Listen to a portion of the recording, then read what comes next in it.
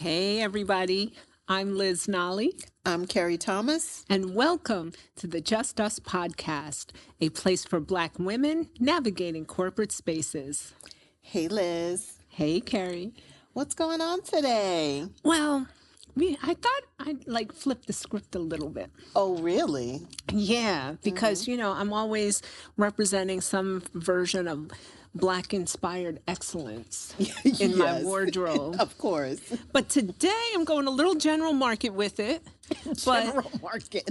But it's still Black excellence adjacent. Right. Because this is my alma mater, the University of Virginia. Yeah.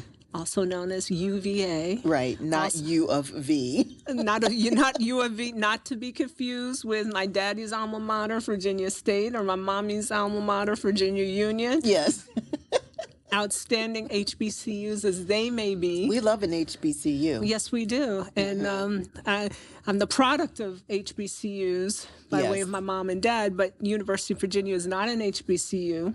But I was very blessed to get my undergraduate education there. Yes. And I have a huge, wonderful orange and blue UVA extended Black family.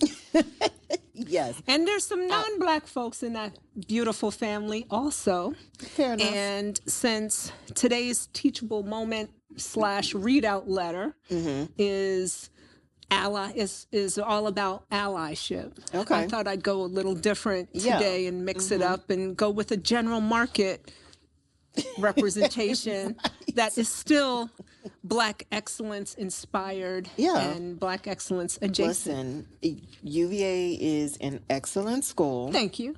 And I have a couple friends who graduated from there. Including yours truly. And I would say it fits within the allyship pool. Yes. So thank you for wearing that. Today I'm wearing our Just Us sweatshirt again. I love the Pretty Wings. I love it. One of my favorites.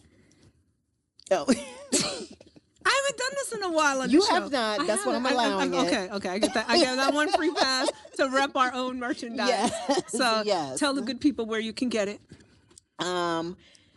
LizThePurposeCoach.com/store. Store. Yes. So go check out all of our merch. We have other stuff besides this, but this is just one of my favorites. I like her. I'm going to be getting some more merch soon, so y'all going to see all the shirts. Love it. I love it. Come on, Liz. Let's get to the readout. Okay. Well, since we're flipping it around today. Oh, we're going to flip. We're going to flip. Why don't you read the letter today? Oh, allow me. The floor is yours. All right. Dear Liz and Carrie. That's us. I'm a white woman. Well, you're not, but the letter writer is. The letter writer is. So that's why we're flipping it. I'm going to read the white woman. No, that's not why. That's not why. Okay.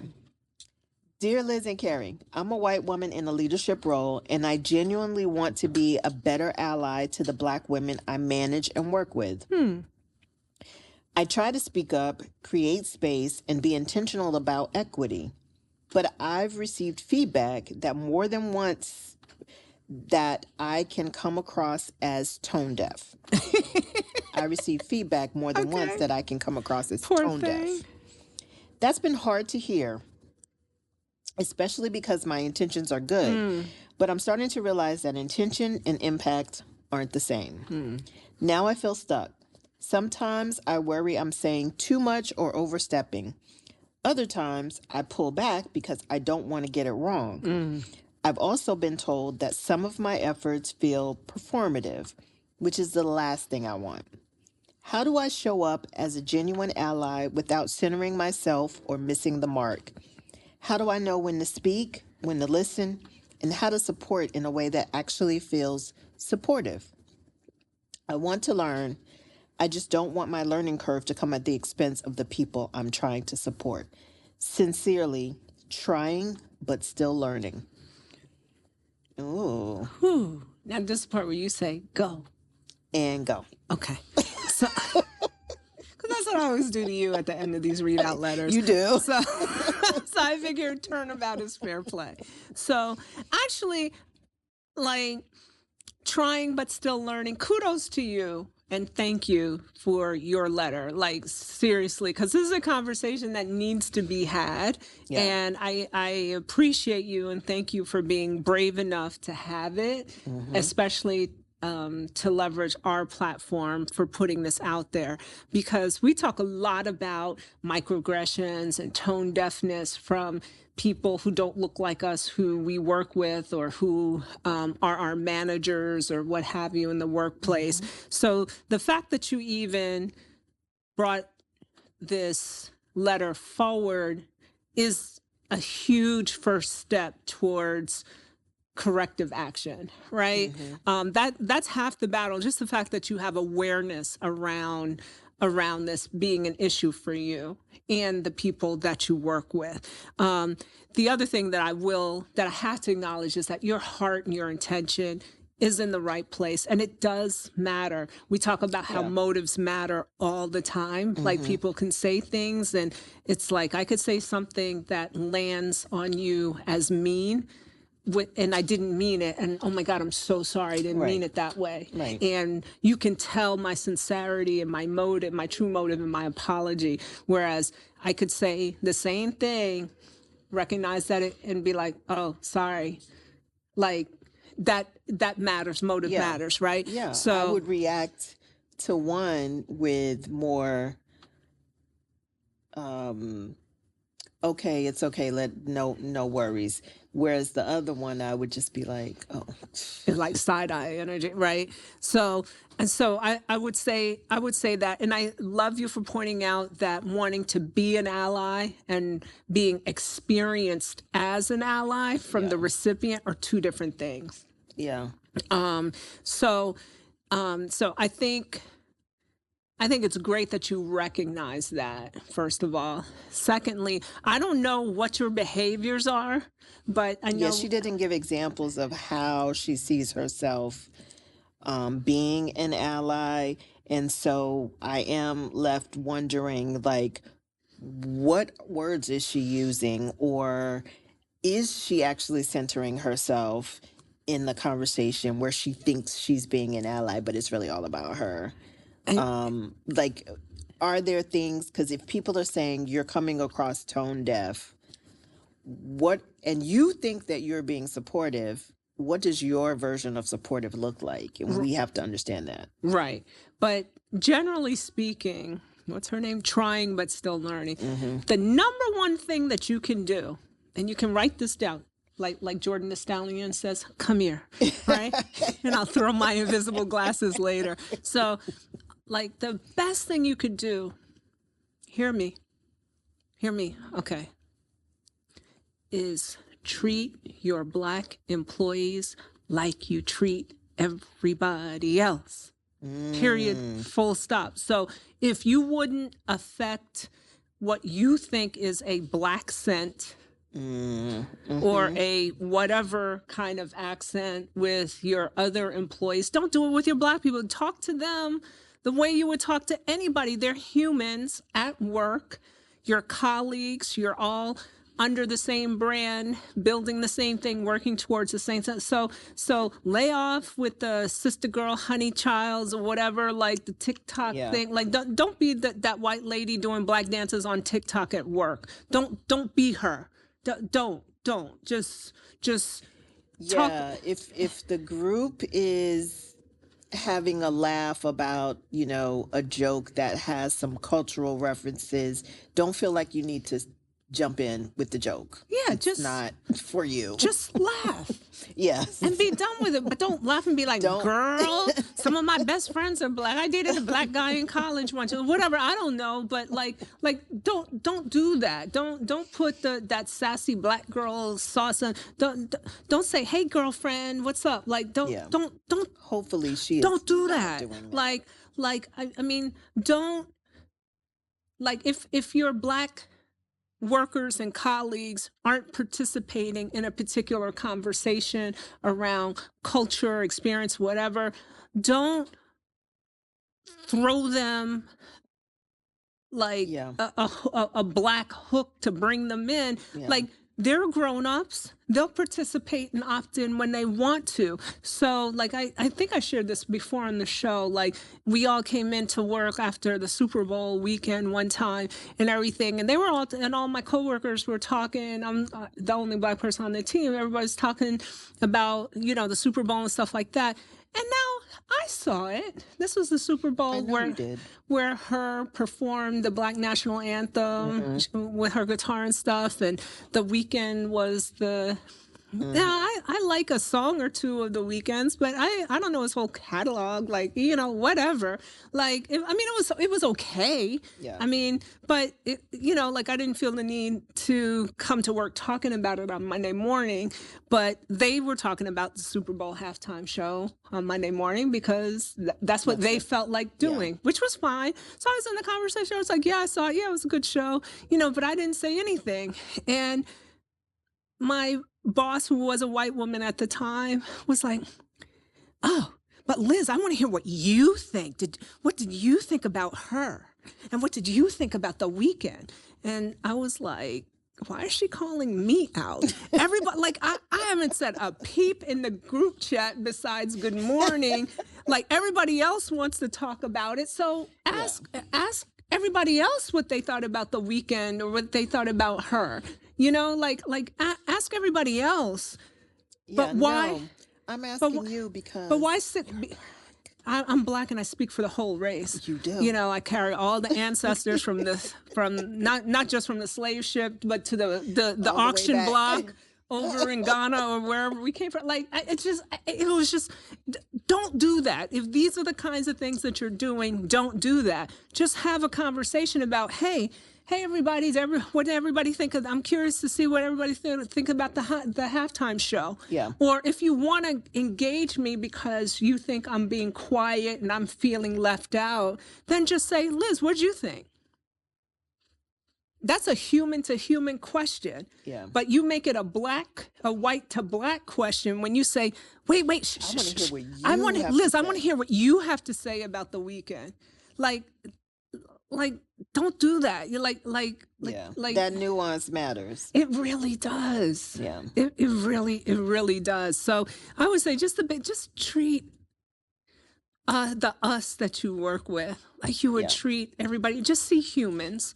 Don't see yourself as a white boss managing black people, because then you accidentally drift into Marge shot level energy, and nobody needs that. Like, that's not cool, you know, like.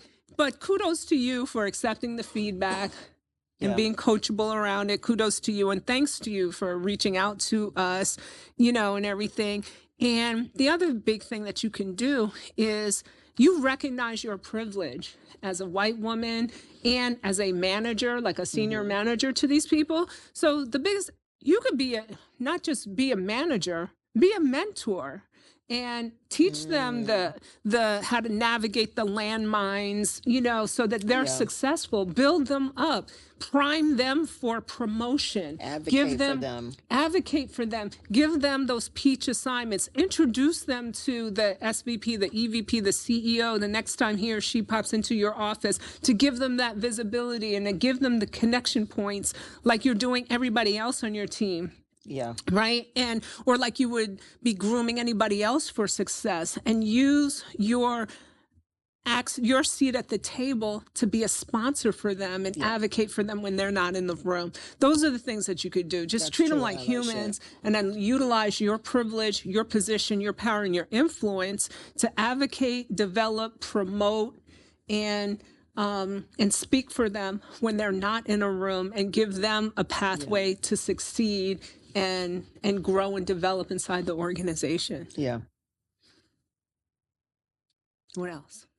One of the things that I would say is, well, I guess that's pretty much what you were saying. Like, my whole thing is allow them to be their authentic selves, and, you know, give them the support that they need to do that. Like, 100%. Accept them as they are, give them the support to do that. Listen, I think what a lot of well-intended white people like this person here, if she's representative of a cohort of anything, don't utilize the few Black people that you have access to as your window or classroom into the race. Like they speak for themselves as individuals. Just like you don't speak for your whole race, you know, like we don't speak for ours. We don't speak for ours, right? And so just remember that in your conversations with them. And it's a heavy burden to speak for a whole group of people of any kind, right? Let alone your whole race, let alone your whole race at work.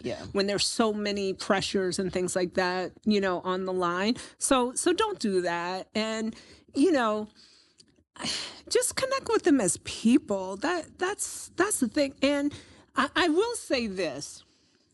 I've been Black most of my life. Right? Just most of it. I mean, you know, I might have been a little pinkish when I first came out. I don't know. We'll see. Maybe around the ears. But in that time, I've been asked a whole lot of questions by a whole lot of people who were not Black. Do you guys tan? We do. Do you wash your hair? You know, like I've been asked all kind, like what is this fascination with lotion? What does ashy mean? What is this fascination? Now, I will say one thing. I'm just saying, I've been asked a lot of those kinds of questions. That's interesting. Like, okay, so again, we are not a monolith, as they say. Even though we do all have some shared cultural experience. It does not mean that every single person has every single one of those experiences. That's true for every group of humans you could think of. There are a bunch of us. We all know lotion. We all know all the different things of, like, you know, keeping your grandma's front door closed because you don't want to let out all her air. Right. Or she can't afford to heat the outside. Right. Stop running in and out of her door. Whatever. We all have shared cultural experiences that we can all relate to, but each person is their own individual self. Right. And how those cultural experiences impacted them is different for every single person. So you can't talk to one Black person and think because we all have that same experience. We laugh about it, but how we are as individuals, it's individual. Well, I remember being my first year at Mr. Jefferson's University. Yes. Me and my suite mates, we lived, like, there were 5 rooms and we shared like a common area in the bathroom, right? And me and my roommate, we knew each other from home, and she happened to be Black too.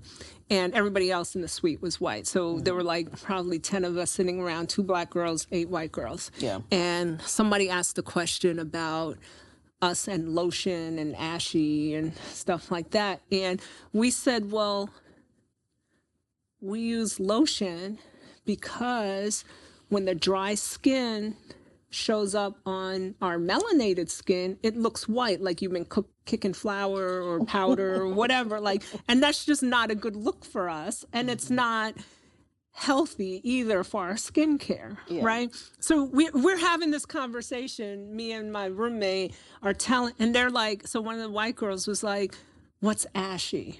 And we were like, ashy is that white, like, powder, like they have it white too, they just can't see it. And that's what we said. We were like, white people, we were like, the fact of the matter is that white people get ashy too. It's just because your skin is white, you don't see it. Yeah. You would have thought your dry ass skin. You would have thought we just explained string theory to these girls. Because there was this huge pause, like and hush over the land. A hush indeed. And a dry Jergens lotion. No, that's sorry. That's my PTSD from a previous episode coming back. But, you know, like, but they were like, no, really? And then they started feeling their skin and everything. And we were just like you would have thought that, like, I mean, but it was like one of these things. So I say that just to say to this letter writer, when you can have when the dialogue comes from an honest, sincere place of I don't know and I want to know, then you can have that conversation. Like, I mean, we laughed about it later and stuff like that. We were like, oh no, not with the jergens. If you're going to go that route, go Vaseline intensive care or something, you know, whatever, you know, cocoa butter, whatever. Like we had this great conversation around it because even though their question, the intent, the motive mattered, right? Yeah. Like, you know, so what I'm getting from this person is that her motives are sincere and her motives matter. So you can have that kind of potentially awkward conversation with your so-called Black friend, Black coworker, but do it privately. Don't put them on blast and have them in a position where they're speaking for their race and everything.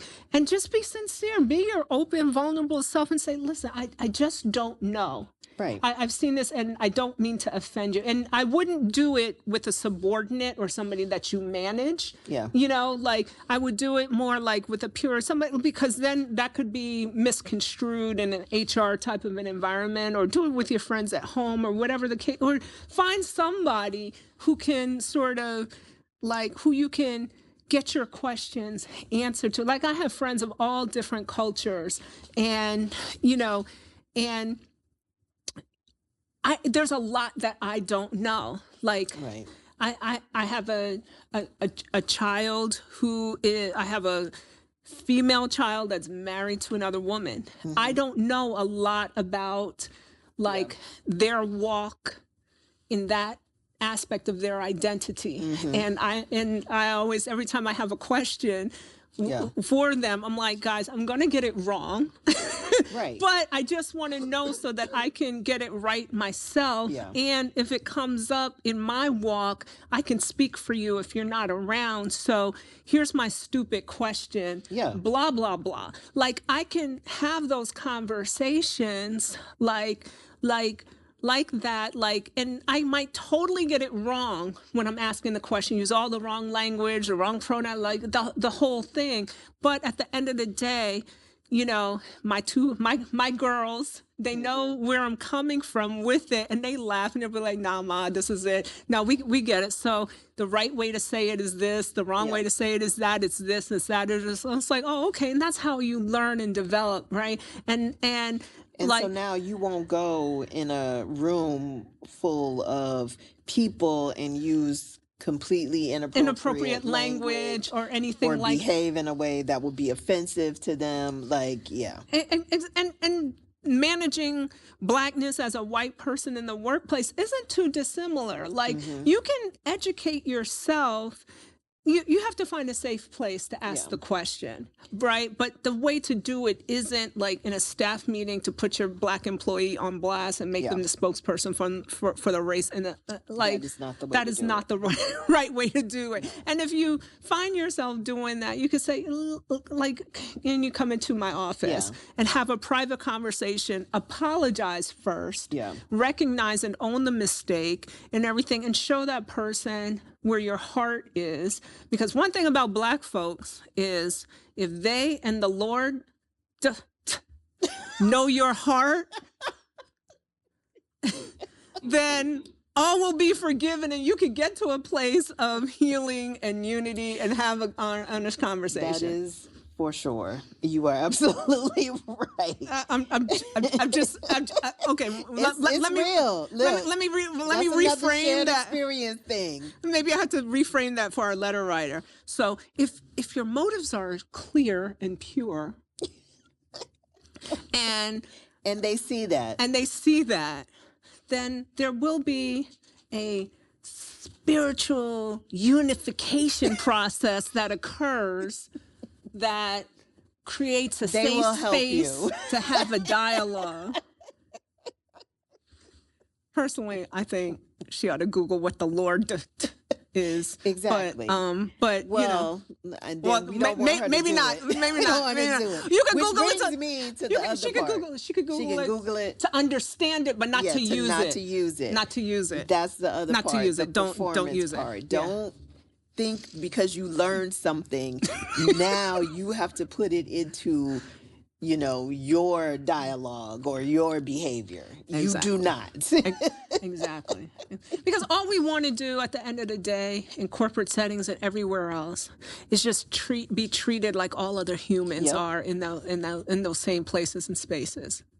Yeah. That's I have a very dear friend who is a white woman, and what I appreciate about her is that she allows me to express my experience and to talk about it, but then it doesn't inform who she now is. So she doesn't feel like she needs to relate back to me that way. She's not studying you like a science project. Exactly. She's still herself.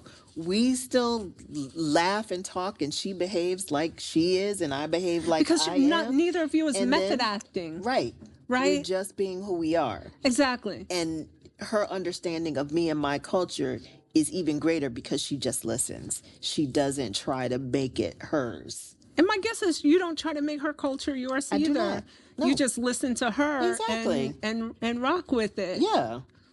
Exactly. So, and I think that's part of what our letter writer needs to understand.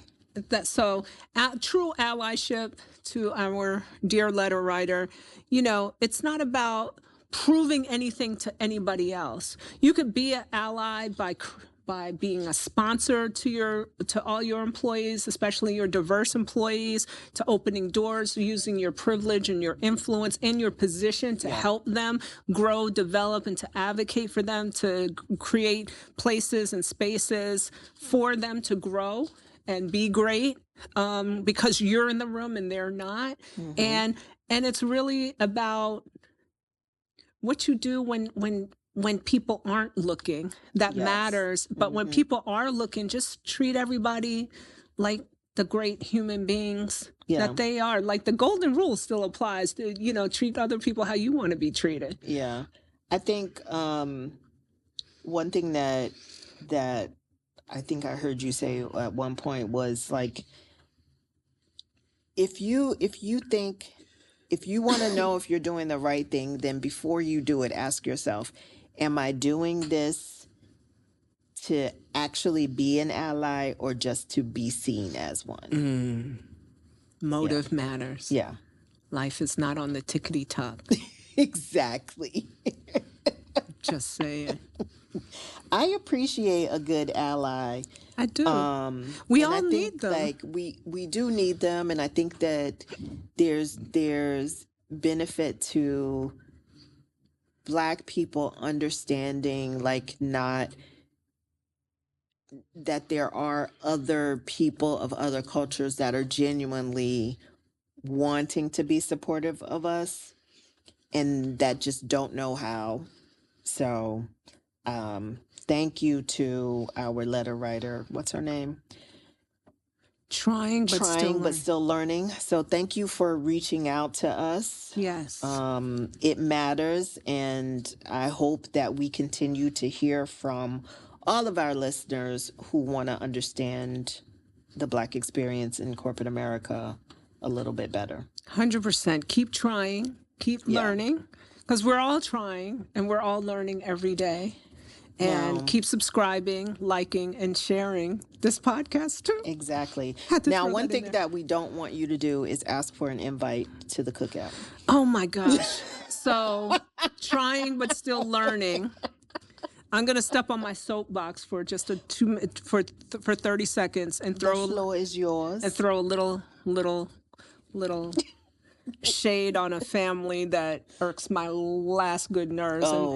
And I respect them. I respect their hustle as business people and stuff like that. But I remember when they were like the children of OJ's attorney during his big trial. Yeah. So, the Kardashian clique, like, don't be Kardashian like with it. You can be Kardashian-esque in your mogul side, your business acumen, and climb the ladder, make all the money and the whole nine. But don't cosplay Black people, particularly Black women. Don't think that just because you find a love connection with a Black person that makes you the authority and all things, and gives you entree into all spaces Black and stuff like that. It does not. There's nothing wrong with it.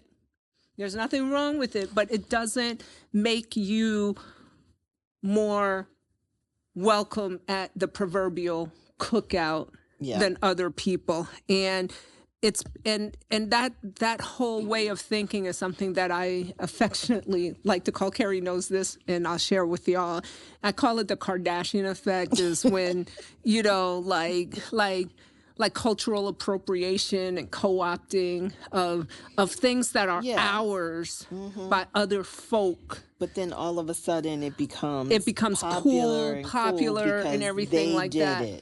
Yeah. Like my sorority is in danger of being in that kind of a spotlight because Kamala Harris rose to the highest offices in the land more and everything about.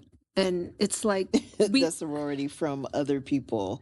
And it's, on the one hand, I get it, yay, you know, whatever. Yeah. But you know what? For over 100 years, it was a us and us thing. And there are some HBCUs now have been discovered by other folk, you know, like, which, if that gets them more money, I'm all for it. But we still need... let's not lose the foundation of what this was meant for. We still need our spaces here. So, and one of the spaces that I refuse to go to anymore because it's been infiltrated because of the so-called Kardashian effect is the Cookout. Y'all are way too loose on the darn invites. I had to stop inviting other people to the cookout. This is why I'm not going. So that's why I'm not going. Yeah. But today's top 10, since we're flipping scripts and everything, and we've talked about this, so I'm going to take the liberty of sharing Carrie's top 10 reasons that Carrie herself is not going to the cookout, because I share some of these, but my big number one is is the first 10 reasons on my list. There might be some others, 11 to 1,000, but the Kardashian effect is the number one reason why, because y'all way too loose with the invites to the cookout, and I don't need spaces where I just need to be free and me and all of my blackness and blacktivity. Yeah. And, you know, like, I don't need it to be infiltrated by people who are cosplaying and vulturing off of the culture. Right. Now, if you're not cosplaying and you're not culture vulturing, then you're welcome. But too often, because of the looseness with the cookout invitations, like, increasingly it's not becoming a place that I want to be. But here are 10 reasons why Carrie's not going to the cookout. Okay. In my opinion. So I'm going to just throw them out there, and you could say yay, nay, yes, whatever. You can respond however you want to respond. All right. So coming in at number 10, why I think you're not going to the cookout, because my 1 through 10 are the same thing. Because we don't know who all is going to be there. Who all going to be over there? Right? Because I don't do everybody. Okay. It's as simple as that. I don't eat at everybody's house. I do not. I don't take food out of everybody's kitchen. I do not. So who going to be over there? I need the list. And from what I'm hearing so far, it's a lot of people on this list that put raisin in their potato salad. Right. I'm not trying to be there. And speaking of potato salad, we don't know who made the potato salad. Who made the potato salad? That's number 9. If your great Aunt June ain't make the potato salad, Aunt Barbara, I don't want none. Laverne and Barbara. Yes, exactly. It's got to be made the way the ancestors made it. And if you don't have an ancestor in this fight, Wakanda forever. Stop it. That's what I'm saying. So I'm not coming because I know my ancestors made my potato salad at home. Okay. And I'm good there. All right. See. Okay. So we here so far. I'm good. I'm 2 for 2. This is how well I know my co-host. Okay. Number 8. Because I know. So some of y'all try to be real cute going to the cookout, getting your heels stuck in the grass and everything like that. But I know if I go to y'all cookouts, that I'm gonna be the only girl there wearing comfortable shoes, comfortable clothes, and sneakers. Yes. And I'm just not about that life. I am not about that life. I'm not going to a cookout to be cute. I'm not going to put on my Louboutins. I'm not going to put on a bodycon dress. I'm going to have on some jeans, a sneaker, and a nice t-shirt. Tarantula eyelashes. Girl, I don't do that. At the cookout, a face full of makeup melting in the sun. I barely got this makeup on for this show. This is all I'm saying. If I gotta find a fit, I'm not going. The cookout is not the club. Not there for that. I know, like, if it's gonna be a whole bunch of bodycons and high heel shoes and all of the things, that is not even cookout wear. But I've seen it. And they're only doing that because all these other people gonna be there. That's why I'll be home. That's why I'm gonna be home. You be at my house, I'll be at your house. Okay. Number 7. Oh man. Woo-saw. Last episode you had me woo-sawing it out. But I know you not going because it's only a matter of time before somebody comes out of their face and says something and you gonna have to cuss a joker out. You know my tongue. I can't control it. So best thing for me to do, stay home. Stay home. Especially with all them people over there I don't know. Give peace a chance. The better piece is me being separate. Okay? We not choosing violence today.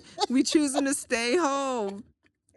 And as a woman of a certain age, number 6 on the list is simply because it's hot outside. And I have hotness and not that bodycon full face of makeup kind of hotness with me everywhere I go these days. No, ma'am. Listen, it's too I have stayed home. I have avoided more important things because it was hot outside. Okay? Hot. I'm not going anywhere too in this hot. heat. If the cookout is on the right day, it's bound to be hot. It's got to be like 70-ish, nice breeze.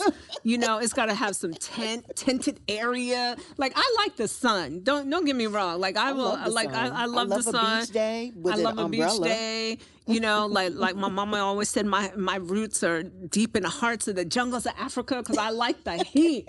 But I'm not trying to What I don't like is sitting in the heat on a metal folding chair. Ooh, what? in some form-fitting clothes, trying to look cute? No, anyway, ma'am. Yeah, no. That's why I'm gonna have on my shorts and my sneakers. That's all I'm saying. You might get a pair of fresh Jordans, and I'll bring my own folding chair. Yeah, that has like one of those little cloth one with one of the little awning on it. Right. Come in double fisted with bottles of water in each hand. Exactly. That's okay. That's me being comfortable. That's if I go. Okay. Number 5. Robin Harris tried to tell y'all about those badass kids who are gonna keep spraying folks. Kids gonna be at the cookout with their water gun, spraying their water guns and running across the field. Names knows like with their water guns and putting in dirty little hands in the cooler water, like with the ice and everything. And yeah. Let me tell you something. Yeah. I beat kids. Wait, that one won't pass legal. If children do not behave themselves, I will yank a little joker up. Because some y'all be bringing Bebe's kids to the cookout and just let them run amok. Kids. Refer to number 10. If y'all tell me Bebe's kids gonna be there, guess what? That's the thing. They don't. They don't tell you that Bebe and them and all and if I 62 see them of her walking kids in, are gonna I'm be turning coming around and walking right back because out. they want you to come, so they leave number 10 off. They don't tell you who all gonna be there. That's why you got to ask and do your research. Another reason I'm not coming to the cookout because I got no research. Okay. Anyway. And, okay, so I'm at a certain place in my life. Okay. Where I appreciate the fact that convenience may cost. Oh, okay. And I think in that vein, another reason neither of us is going to the cookout is because there's not going to be any safe, convenient place to park. Listen, I don't go to concerts and shows because I got to park across the street. And do we really want to leave our car there? Because somebody's what park we all going to be at where I cannot leave my car outside? Like, if I don't have line of sight into my vehicle and and I'm not going to pay the little homeless man to valet and be security to my car while I'm at your cookout. Right. Or the neighbors who are making $10 to let people park on their yard. To park in their driveway or on their yard. Listen, we do that in the South, so I'm just saying. No, I'm not doing that. Like, if y'all gonna have a cookout, like, have some good parking. Safe, free parking. That's all I'm saying. Absolutely. Okay. All right. Number 3. Mm-hmm. And this is near and dear to my P&G little heart. Pink and green in my place. This is in our place, but purple and gold. This is for all the Divine Niners out there.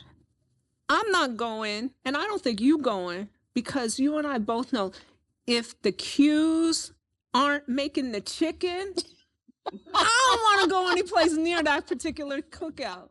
I'm just saying. If they're not making the chicken or that Omega punch. Yes. Because that's what makes the party. That's what makes the party. I don't want to have anything to do with it. You know, they usually be throwing down on the grill. This is a true story. This is a true story. This is a true story. True story. We were at an MPHC meeting, and we got locked out of the building because there was like a miscommunication. We were meeting at a school. Tell the people what the NPHC is. Oh, National Panhellenic Council. So that's the coalition of all of the historically Black fraternities and sororities. Yep. So we were on our way to a meeting, and the building wasn't open, so we were waiting for the person to come with the keys to let us in on our meeting. It was a Saturday afternoon, and it was like in May or June, so it was kind of like hottish outside and everything, and we're standing around, and everybody's like, yo, I'm hot. I'm hungry. I said, well, where are the Omegas? I know somebody got a barbecue and a cooler. I was like, I know the Q's. In the back of their car. Like, I know the Q's got a portable barbecue and a cooler with something in it in the back of their car. Like some water for me and some grown-up beverages for the rest of y'all. And they were all laughing. They were like, oh, Liz, you tripping, you bugging, da-da-da-da.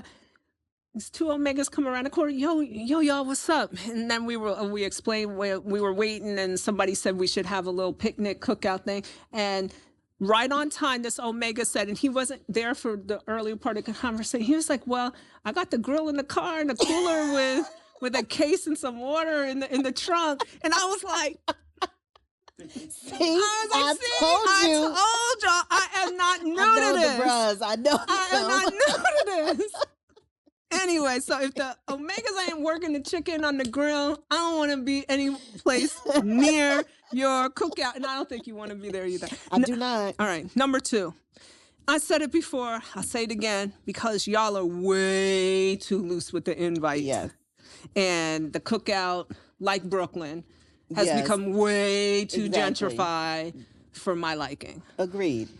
I feel like this cookout, this proverbial cookout, is something that we created for ourselves. Right. To celebrate ourselves. Electric slide. It's just for us. Spades and dominoes. So why would we? It's like a podcast we all know and love. Right? It's just for us. Just for us. Why would we want to open that space up to all the other people just because they may have said or done something that we thought was cool? Right. They're way too loose with the invites. Way too loose. We like my brother says it all the time. African Americans are the most forgiving people on the face of the planet, and we are like, and that's not. There's no shade. If somebody who's not of the culture does something that we know and appreciate, we can appreciate and say, "You go, go, baby, sing, dance, do your thing, like, subscribe, share, like you do our podcast." But like you can do all of those things, but you don't have to invite them to the cookout. I did see on social media. And this is a true example of allyship. White guy does something, someone in the comments says you're invited to the cookout. Other people say, no, you're not invited to the cookout, but I'll make you a plate other than that. Right. White guy says, I appreciate the invite, but I know that space is not for me, but I also would like you to drop a plate off after. I said, see, he got it.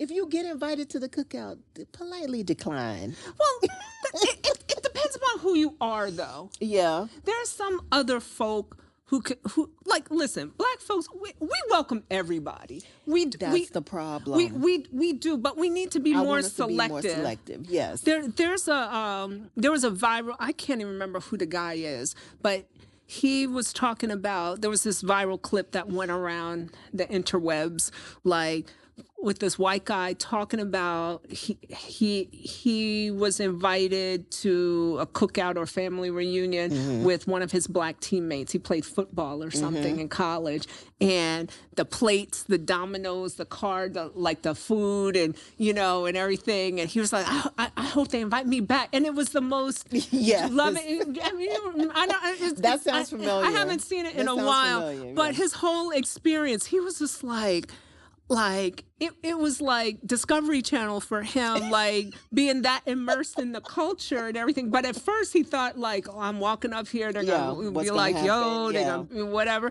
And he was loved on, he was fed till the itis kicked in. That's how we are. Yeah. But not everybody. Okay, not everybody has earn the right for access. Yes, that's my point. Like somebody like him who's going to respect the experience. You don't mind if he comes, every now and then, but don't just open it up. Right. Not everybody has earned the right to access.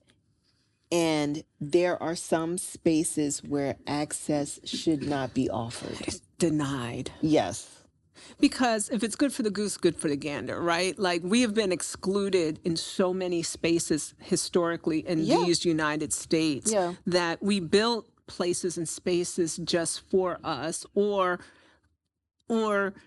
as an outcome of segregation and racism, places were created just for us, whether it was created by other folks or us.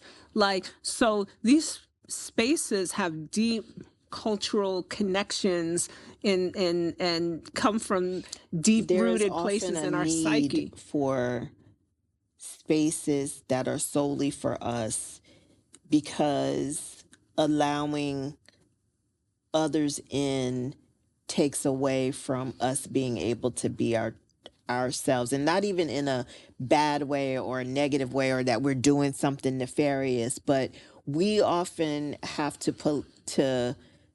kind of guard ourselves in the presence of others. Right. And safe space is what we should be allowed. And I just think that this quote unquote cookout should be a safe space. It's like, and should be just for us. It's the same reason why Wakanda was invisible to the world. because they just wanted a safe place just for them. They wanted to keep their vibranium to themselves because they knew if it fell into the wrong hands or whatever, like it would be. And you know, and they just wanted their own safe place, and they thrived for centuries. Absolutely. And when they Wakanda is the cookout. And when they gave away that invitation. Yeah. And speaking of places where cookouts occur, the number one reason why I think you're not going to the cookout is because unlike Wakanda, you don't believe that the cookout is a real thing anyway. Absolutely not. It is absolutely not a real thing. Say more. I'm being silly. But yeah, because, you know, it's something that we say to let other people know that they're cool or we appreciate them or they're down with us. But in reality, though, like, you know, you just, it's not necessary. It's not a real thing. It's not a real thing. Yeah. So I won't be at the cookout. You won't be there. I won't be there either. For all these reasons. But some white woman from Middle America who's a dancing soccer mom will be broadcasting live on TikTok from the cookout. To a Beyonce song or a trap or some trap record by Lil Jon. Exactly. Showing how cool she is. So enough for me personally. Enough with the cookout. And then she'll write us a letter. Yeah, about right. Allyship. I'm sorry, that was just jokes. I'm sorry, that was bad. Yeah. So I'm over the cookout. I don't need to talk about the cookout anymore. Nobody's being invited on my behalf. Okay. So, and I'm not going to be there. I'm not going to be there either.